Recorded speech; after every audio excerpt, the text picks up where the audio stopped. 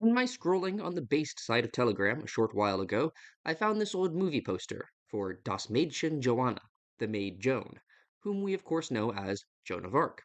The movie was made in Germany in 1935, 2 years after the National Socialist German Workers' Party came to power. Curious, I found the movie on Yandex. It can also be found on YouTube, and figured I might as well share my findings with y'all. So, in this video, we will examine the story of Joan of Arc, as told by the National Socialists.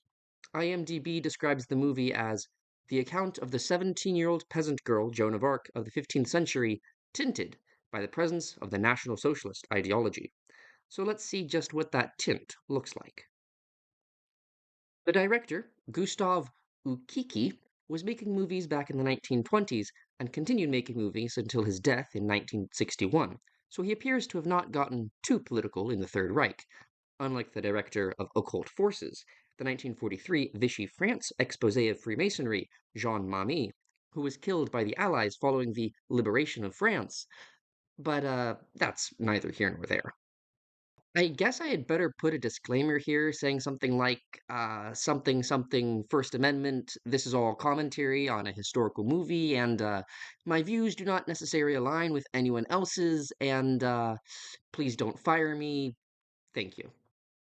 First thing I love about this movie is something I love about pretty much all old movies: the strength and simplicity of the cinematography.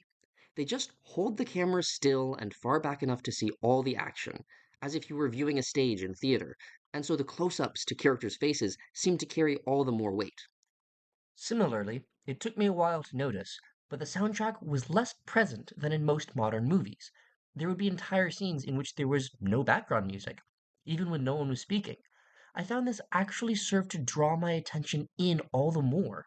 When the peasants of Orleans were drawing in dead bodies of their loved ones from the river and mourning over them, the absence of violins made it feel heavier.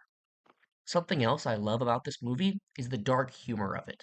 In the opening scene, in the English army camp besieging Orleans, Sir Philip of Burgundy accidentally stabs Billy, a soldier of Sir John Talbot's, thinking him to be a spy. The two lords then haggle over how much Lord Burgundy needs to pay to make up for it. Here, I'll give you 5. 5? For Billy? He's worth at least 20. That's both tragic and hilarious, and sets up a theme for the movie, which is how little lords value the lives of the common people. A little later, the two English lords are squabbling over whose soldiers get to sack the village of St. Loup, based on who got to sack the last one. They're literally bargaining over who gets to grape and pillage and plunder, which is really dark, but it's also genuinely funny how they go about it. From the perspective of National Socialist Germany, of course, the setting of the Hundred Years' War is great because it allows them to poke fun at two of their rivals, both Britain and France. But deeper than that, the movie functions as a critique of the aristocracy that used to rule Europe in the Middle Ages, showing them as petty, selfish, arrogant, and uncaring for the plight of the common people. The Volk, you might say. Interestingly enough, this is actually something that the modern liberal worldview would also agree on, as they tend to look down on the Middle Ages. The noble, admirable Sir Mayeze arrives in the English camp to attempt to negotiate an armistice. Sir John Talbot feels insulted that Sir Mayeze is lowborn, the son of a laundress, and refuses, and cruelly brands Sir Mayeze on his forehead for good measure. After these short negotiations, Sir Mayeze rides back to Orleans and warns the arrogant French nobles that Sir John Talbot is breaking the treaty and will attack soon, so they must prepare their defenses at once.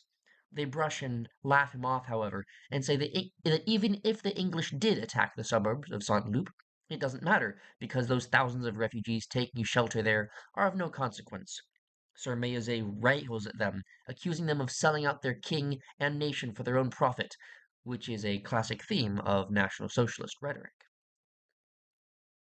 From a historical point, I appreciate that the movie makes a major point of Burgundy being the wild card in the war, switching back and forth between England and France. Since Burgundy was annexed into France proper in the 1600s, after this had been delayed by Duchess Maria and Holy Roman Emperor Maximilian I, it is easy to forget that it was once a major player in its own right, almost its own kingdom at its height. After a brief exchange in which Sir Mayazet tries to convince Charles VII to stay and fight, Charles the Dauphin flees the city of Orleans. Now, in real events, Charles the Dauphin had not been in Orleans and slipped out of the city during the siege. He was safely further south during this time, in Chinon, where he would soon meet Joan of Arc. But I can see why they made this decision. It heightens the drama and flavor. A king fleeing a city under siege looks even worse than the king just being safely away, and it saves storytelling time. As the Dauphin was attempting to flee Orleans at night, the people begin to riot, thinking him to be the Duke of Alcyon, who had just ordered 100 civilians to be executed.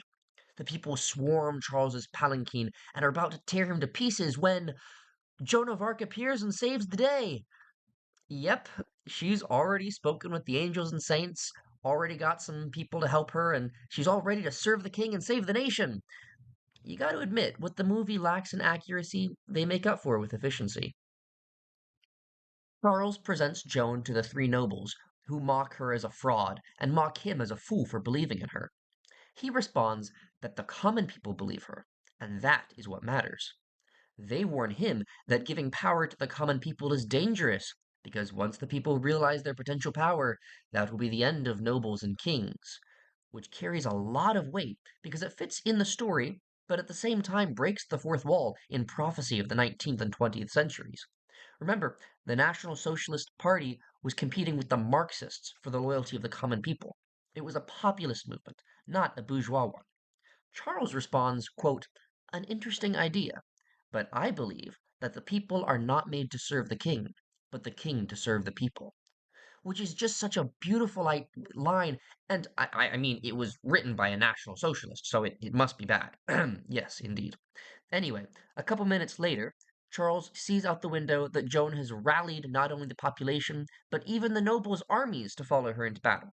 Between the cheering and the rousing music, one cannot help but feels one heart stirred up in this triumph of the will and this unified effort of the Volksgemeinschaft and Volksgenossen and sorry, I almost got carried away there. But look at the accuracy of her banner. Look at the attention to detail. I really appreciate that.